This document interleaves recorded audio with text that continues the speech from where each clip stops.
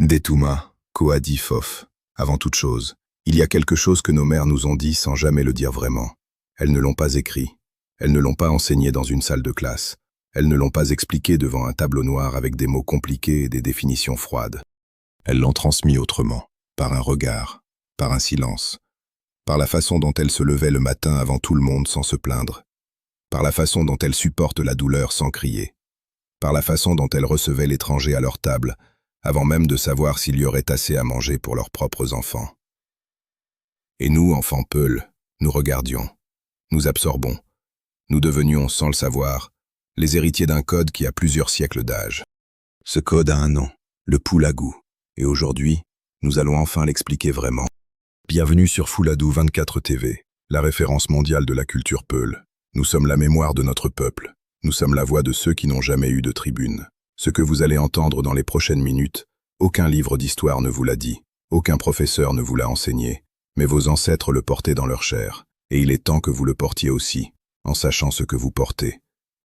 Nous sommes un peuple de 40 millions d'âmes, dispersés sur 3 continents, du Sénégal au Nigeria, du Mali au Cameroun, de Paris à New York, de Dakar à Dubaï. Et pourtant, partout où un peul pose ses pieds, quelque chose de reconnaissable apparaît. Une façon d'être, une façon de se tenir, une façon de parler, de regarder, de souffrir et de résister. Les autres peuples le voient, ils le sentent. Parfois ils l'admirent, parfois ils ne le comprennent pas. Parfois ils interprètent mal, comme de la froideur, comme de l'arrogance, comme de la distance. Mais ce n'est pas de la froideur, ce n'est pas de l'arrogance, ce n'est pas de la distance. C'est le Poulagou. Et il y a une différence immense entre quelqu'un qui ne sait pas sourire et quelqu'un qui a décidé que son sourire avait une valeur et qu'il ne le dilapide pas pour rien. Voilà la première chose que personne n'explique vraiment sur le Poulagou. Ce n'est pas une liste de règles.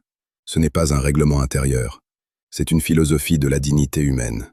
La plus ancienne, la plus complète, et peut-être la plus exigeante que l'Afrique ait jamais produite. Et elle repose sur 4 piliers. 4 piliers que nous allons démonter ensemble, pierre par pierre, jusqu'à ce que vous voyiez la beauté de ce que nos ancêtres ont construit. Le premier pilier s'appelle le Mounial. En français, on traduit ce mot par patience, mais cette traduction est un mensonge par omission. La patience telle que le monde moderne la comprend, c'est attendre son tour dans une file. C'est ne pas s'énerver quand le serveur tarde. C'est compter jusqu'à 10 avant de répondre à quelqu'un qui vous a mis en colère. Le Mounial n'a rien à voir avec ça. Le Mounial, c'est la capacité de regarder le désastre en face sans que ton visage change. C'est perdre ton troupeau, tout ce que tu as, tout ce que tu es, et te relever le lendemain matin avec la même dignité que si rien ne s'était passé. Pas parce que tu n'as pas mal, mais parce que tu as décidé que ta douleur t'appartient, qu'elle n'est pas un spectacle pour les autres. Il y a une histoire que les vieux du Fouladou racontent encore. Un berger peul avait perdu toute sa famille dans une sécheresse. Sa femme, ses enfants, son bétail, tout. Il s'était retrouvé seul, sans rien, au milieu d'une brousse desséchée. Un homme d'un village voisin l'avait trouvé assis sous un arbre mort, les yeux ouverts, regardant l'horizon. L'homme du village lui avait demandé « Comment tu vas ?» Le berger avait répondu « Alhamdulillah » et il avait souri.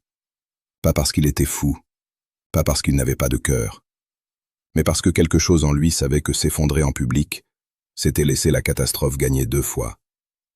Une fois en te prenant ce que tu avais, une deuxième fois en te prenant qui tu étais. Le Mounial, c'est refuser la 2e défaite. Et aujourd'hui, dans nos quartiers de la diaspora, dans nos bureaux parisiens, dans nos appartements de banlieue où la vie est parfois dure et injuste, combien d'entre nous portent encore ce Mounial, sans même savoir que c'est un héritage millénaire? Combien d'entre nous tiennent debout par une force qu'ils ne savent pas nommer? Elle a un nom, elle s'appelle le Mounial, et elle vient de très loin. Le 2e pilier s'appelle le SEMTD. On le traduit souvent par pudeur. Mais encore une fois, cette traduction efface l'essentiel. Le SEMTD, c'est l'art de ne jamais diminuer, ni soi-même, ni les autres. C'est une règle d'or double. Elle s'applique vers l'intérieur et vers l'extérieur. Vers toi-même d'abord. Ne fais jamais rien qui diminue ta propre dignité. Ne mendie pas. Ne te plains pas en public. Ne montre pas ta honte, ta jalousie, ton envie. Pas parce que ces émotions sont mauvaises, mais parce qu'elles t'appartiennent.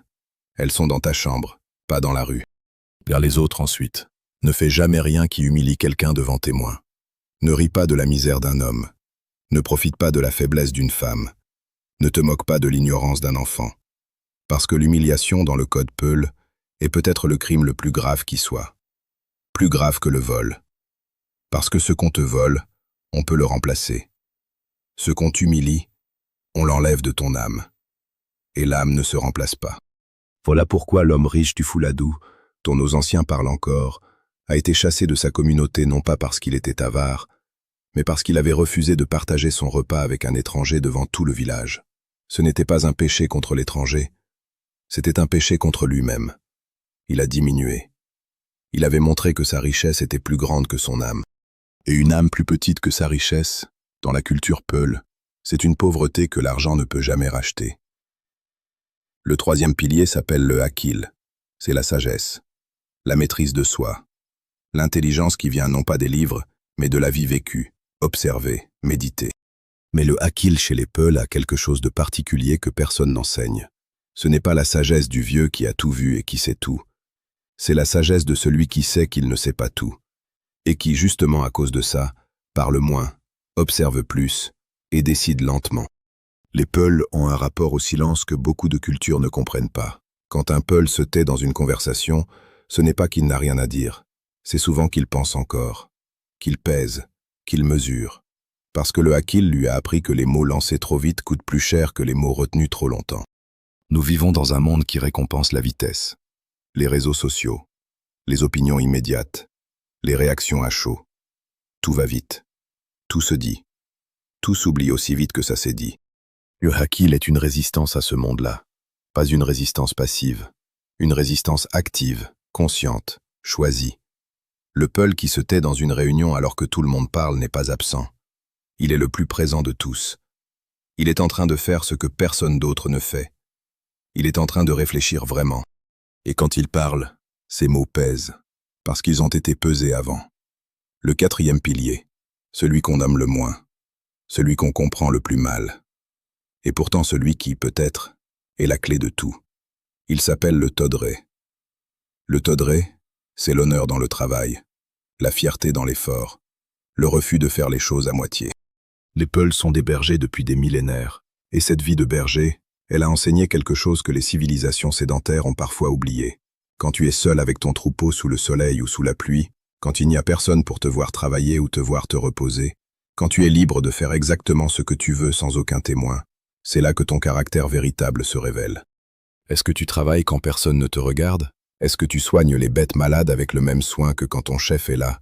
Est-ce que tu marches les derniers kilomètres d'une longue journée avec la même posture qu'au départ? Le Todré dit que oui, parce que le seul regard qui compte vraiment, c'est ton propre regard sur toi-même. Et si toi, tu te vois faire les choses à moitié, tu te diminues. Tu perds quelque chose de toi-même que tu ne récupères que lentement et difficilement. C'est pour ça que le Peul, même dans les tâches les plus humbles, les plus invisibles, les plus ingrates, met une dignité qui surprend les autres. Pas pour impressionner, pour se respecter lui-même. Alors voilà la vraie définition du Poulagou. Pas une liste de règles, pas un code d'honneur guerrier, pas une tradition figée dans un musée. Le Poulagou, c'est la décision quotidienne, recommencer chaque matin, de rester debout, de rester entier, de refuser que la vie, si dure soit-elle, te prenne ce que tu es au fond de toi. C'est le Mounial qui t'apprend que la douleur t'appartient et ne t'appartient qu'à toi. C'est le Semtnd qui t'apprend que la dignité des autres est aussi précieuse que la tienne. C'est le Akil qui t'apprend que le silence est parfois la réponse la plus forte. Et c'est le Todré qui t'apprend que l'effort fait dans l'ombre vaut autant que l'effort fait sur une scène. 40 millions de Peuls dans le monde. 40 millions de personnes portent ce code en elles, souvent sans le savoir, souvent en croyant que c'est juste leur caractère, juste leur façon d'être, juste leur famille qui les a élevés comme ça. Non, c'est bien plus vieux que ta famille, c'est bien plus grand que ton village, c'est bien plus profond que ce que tu crois. C'est le legs de tes ancêtres. Et aujourd'hui, tu sais comment il s'appelle. La prochaine fois que quelqu'un te demande ce que c'est d'être Peul, et il te le demandera tôt ou tard, dans une rue de Paris ou dans une école de Dakar ou dans un bureau de New York, tu n'auras pas besoin de chercher longtemps ta réponse. Tu leur diras, être Peul, c'est choisir chaque jour d'être digne, même quand personne ne regarde, surtout quand personne ne regarde. C'est le Poulagou. Et il est à toi.